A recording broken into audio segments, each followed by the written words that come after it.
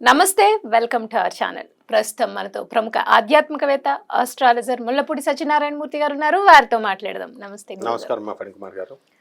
విశ్వవసు నామ సంవత్సరం అండి, కొత్త సంవత్సరం ఉగాది నుండి స్టార్ట్ అవుతుంది. సో ఎప్పుడు కూడా అయిపోయిన సంవత్సరం ఎప్పుడు మనం కష్ట నష్టాలు అన్ని అనుభవిస్తాం కాబట్టి రాబోయే సంవత్సరం మీద ఒక హోప్ ఉంటుంది. ఈ సంవత్సరం ఎలా ఉంటుంది అన్న క్యూరియాసిటీ ఉంటుంది ప్రతి ఒక్కళ్ళకి. సో అందుకని మనం విశ్వవసు నామ సంవత్సరంలో ఓవరాల్ గా ఎలా ఉంది, అన్ని రాసుల వారికి అందరికీ ఎలా ఉంది అనేది మాట్లాడుకుని దాంతో పాటుగా రాశి ఫలితాలు కూడా చేద్దామండి. ఫస్ట్ ఓవరాల్ గా మీరు అసలు ఎలా ఉందో చెప్పి తర్వాత మేషరాశి వారికి ఎలా ఉందో చెప్పండి గురుగారు. అలాగే విశ్వావసు నామ సంవత్సరం అంటే అందరికీ సంపదలనిచ్చే సంవత్సరం అని అర్థం. సూపర్. అసలు లాస్ట్ ఇయర్ 2024 సంవత్సరం అంటే క్రోధి నామ సంవత్సరం. అందరూ కోపతాపాలతో కోర్టులకి భార్యాభర్తలు గొడవలు జరిగినాయి. వాళ్ళందరూ ఇప్పుడు రీకన్సిలేషన్కి వచ్చేసి ఈ సంవత్సరంలో 50% ఆఫ్ ద పీపుల్, దంపతులు, కపుల్స్ వీళ్ళంతా కూడా కలిసిపోతారు. 50% ఆఫ్ ద సివిల్ కేసెస్ ఇవన్నీ కూడా ఎవరి పొలాలు వాళ్ళకి వచ్చేయడం, హాస్టల్ కోర్టులో కేసెస్ అయిపోవడం జరుగుతుంది. ఈ సంవత్సరం రాజు సూర్యుడు, మంత్రి చంద్రుడు. కాబట్టి ఇంకేం కావాలి మనకి? రాజు కరుణామయుడై ఉంటాడు. అంటే రవి ఇప్పుడు కూడా స్ట్రిక్ట్ గా ఉంటాడు కానీ లోపల చాలా కరుణ ఉంటుంది.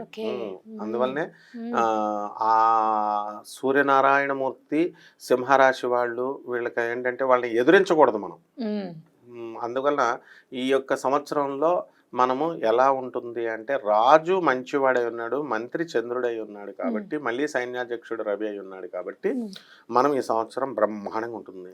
భూకంపాలు ఉండవు, అస్సలు ఉండవు. ఏదో చిన్నది ఏ మూలనో ఎప్పుడో వస్తాయి కానీ మేజర్ గా ఉండవు. వర్షాకాలం మనకు రాబోతుంది, పుష్కలమైన వర్షాలు వస్తాయి. ఎందువల్లంటే ఏమండి రవి గట్టిగా ఉన్నాడండి అందుకని రావేమో అండి అనుకుంటారు, కాదు.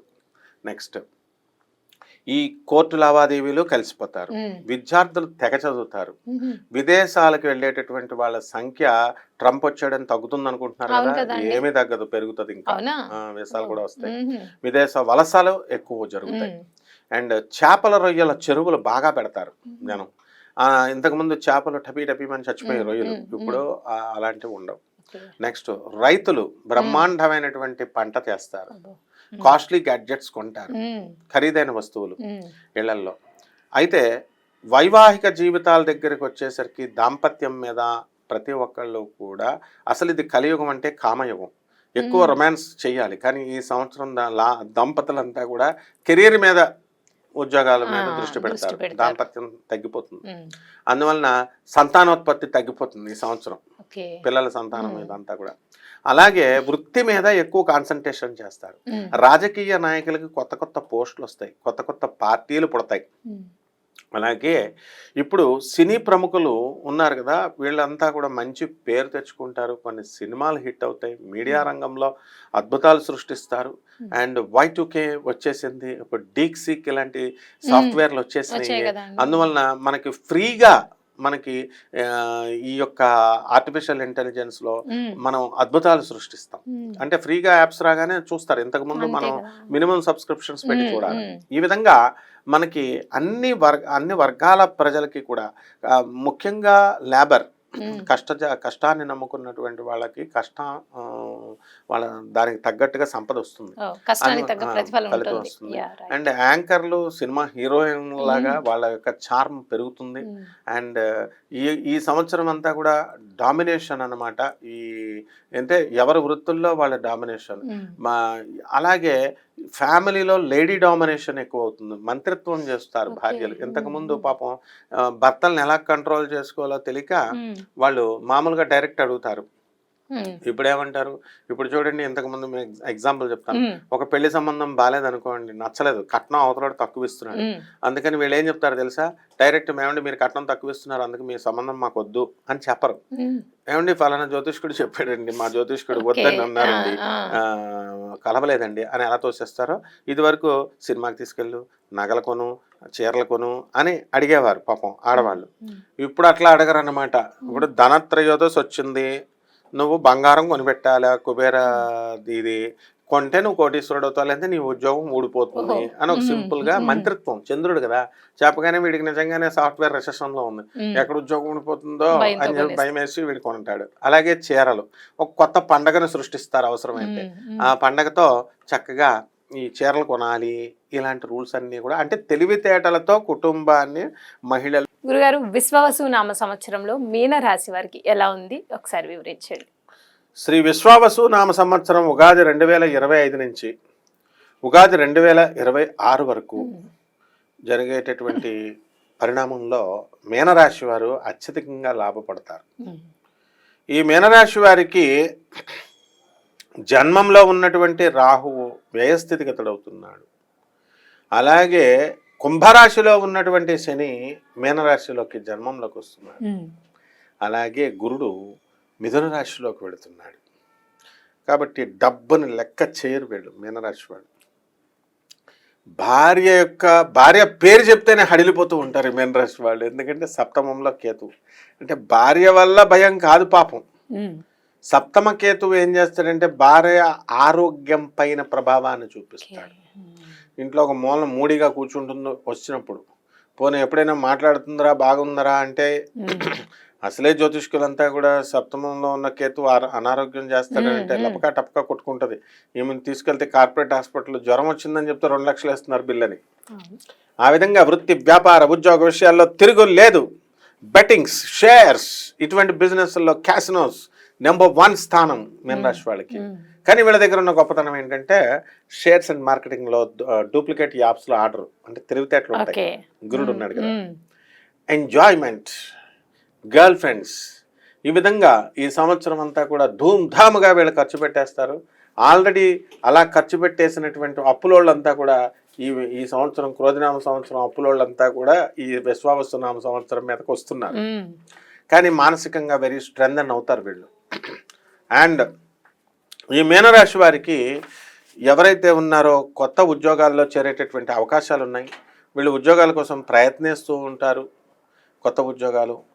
అండ్ వీళ్ళంతా కూడా స్త్రీలు అత్తగారుల్ని మామగారుల్ని కూర్చోపెట్టి ఆడపడుచుల్ని హారతి సాయిబాబా అన్న టైపులో చాలా గౌరవంగా వీళ్ళని గౌరవిస్తారు.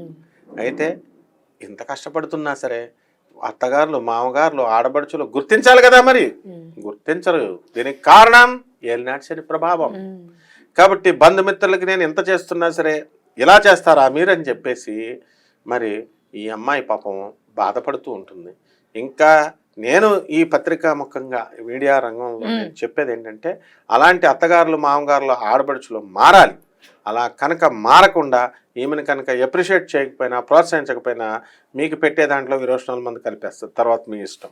కాబట్టి వీళ్ళు ఆడవాళ్ళకంతా కూడా మనశ్శాంతి అనేటటువంటిది బ్రహ్మాండంగా ఉంటుంది. కాకపోతే ఈ సప్తమ కేతు జన్మంలో ఉన్నటువంటి రాహు వల్ల కన్ఫ్యూజన్లో ఉంటారు. అందువలన నేను ఈ అత్తగారుల మామగారులకి చెప్పేదన్నమాట. అలాగే జన్మంలో ఉన్నటువంటి రాహువు మనకి నమ్మకాన్ని కలగనివ్వడు, వాళ్ళ మీద వాళ్ళకి విశ్వాసం కోల్పోతారు. కాబట్టి ఈ సంవత్సరంలో రైతులు బ్రహ్మాండంగా పండిస్తారు పంట. రైతుల పిల్లలు వద్దంటే సీట్లు కొట్టుబడేస్తారు. ఆర్మీ వాళ్ళకి వద్దంటే లీవులు, దూరపు ప్రయాణాలు వద్దంటే దూరపు ప్రయాణాలు, ఖర్చు వద్దంటే ఖర్చు. అయితే వీళ్ళంతా కూడా ఫారిన్కి చక్కగా అప్లై చేసుకుంటారు కదా. పాపం ఉన్న డబ్బంతా లాటరీలకి వాటికి ఖర్చు అయిపోతుంది కదా. ఆ డబ్బు మరి ఎవరు లేదంటే వాళ్ళ బంధువులు స్నేహితులు హెల్ప్ చేస్తారు. వీళ్ళకి హెల్పింగ్ నేచర్ కాబట్టి నూతన వస్త్రాలు కొంటారు, నూతన బంగారాలు కొంటారు, తాకట్టు పెట్టేసిన బంగారాలు విడిపిస్తారు. ఇల్లు లేనటువంటి వాళ్ళు ఇల్లు కొంటారు, స్థలాలు లేనటువంటి వాళ్ళు స్థలాలు కొంటారు, జాబులు లేనటువంటి వాళ్ళకి జాబులు వస్తున్నాయి. ఇంకెందుకమ్మా కష్టాలు? ఎల్నాడ్సని అని భయపడాల్సినటువంటి అవసరం లేదు. భయపడుతున్నటువంటి వాళ్ళని బట్టి ఇది లేదు. నా శిష్యుడు ఒక మెసేజ్ పెట్టాడు నాకు, గురువుగారు మీనరాశిలో నా మరణం ఎప్పుడో చెప్పండి అంటే వాడు విసిగిపోయాడు పాపం. ఏమిటంటే పెళ్ళం బాధ అంట, పెళ్ళం బాధ. కాబట్టి ఎలా ఉంటుంది సింపుల్ గా ఈ మీనరాశి వాళ్ళది అంటే ABCD ఎలకల బాధ. ఇంటికెళ్తే పెళ్ళం బాధ, బయటకెళ్తే అప్పుల బాధ అన్నట్టుగా చిన్నప్పుడు మనం చదివేవాళ్ళం సరదాగా పాఠాలు. ఆ విధంగా ఈ యొక్క మీనరాశి వారికి ఉంటుంది. కాబట్టి వీళ్ళు జాగ్రత్తగా ముందుకు వెళ్తే చేపల రొయ్యల చెరువులు వాళ్ళు ఇవన్నీ కూడా పికప్ అయిపోతారమ్మా. అయితే గురుగారు, మీనరాశి వారు పాటించాల్సిన పరిహారాలు అంటే విశ్వావసు నామ సంవత్సరం మొత్తం వాళ్ళకి బాగుండాలంటే వారు పాటించాల్సిన రెమెడీస్ ఏంటి, అలాగే వారికి కలిసి వచ్చే రంగు, అదృష్ట సంఖ్య, వారికి కలిసి వచ్చే రోజు, పఠించాల్సిన మంత్రం గురించి చెప్పండి. మీనరాశి వారికి కలిసి వచ్చేటటువంటిది 3, ఉమ్, 12, కలిసి వచ్చేటటువంటి రంగు పసుపు, కలిసి వచ్చేటటువంటి వారము గురువారము, ఉమ్, అండ్ కావలసినటువంటి మంత్రము ఓం బృహస్పతయే నమః.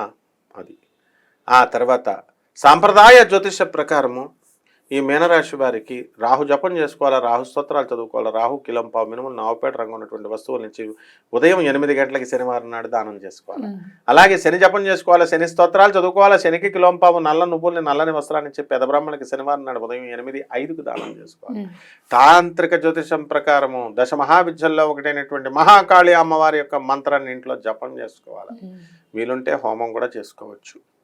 అలాగే మర్రి చెట్టును వదలా అని చక్కగా మర్రి చెట్టు ఓడల్ని కోసుకొని తీసుకొచ్చి మహాకాళి అమ్మవారి యొక్క పాదాల దగ్గర పెట్టి అమ్మవారిని ఓం క్రీం మహాకాళ్యై నమః జై పతాళ భైరవి అంటూ అమ్మవారు భైరవి అమ్మవారి మంత్రాన్ని కానీ లేదా ఈ యొక్క మహాకాళి అమ్మవారికి కుంకుమార్చన చేసుకోవడం ద్వారా అత్యద్భుతమైనటువంటి ఫలితాలు లభిస్తాయి. అంతేకాదు నల్ల చీమలు ఉంటాయి, దానికి పంచదార పెట్టాలి. నల్ల చీమలు మహాలక్ష్మి. ఉమ్. ఆ విధంగా పుట్ట ఉంటుందండి, ఆ పుట్ట మట్టిని వీళ్ళు రోజు బొట్టు పెట్టుకోవాలి. ఈ విధంగా చేసినట్లయితే బ్రహ్మాండంగా ఉంటుందమ్మా. రైట్ అండి. సో విశ్వవసు నామ సంవత్సరం మేషరాశి వారికి ఓవరాల్గా ఎలా ఉంది, అలాగే వారు పాటించాల్సిన పరిహారాలు ఏంటి, వారికి అదృష్ట సంఖ్య ఏ సంఖ్య కలిసి వస్తుంది, అలాగే వారికి అదృష్ట వర్ణం ఏంటి, అలాగే వారు పఠించాల్సిన మంత్రం గురించి చాలా చక్కగా వివరించారు గురుగారు. ధన్యవాదాలండి. ధన్యవాదాలు.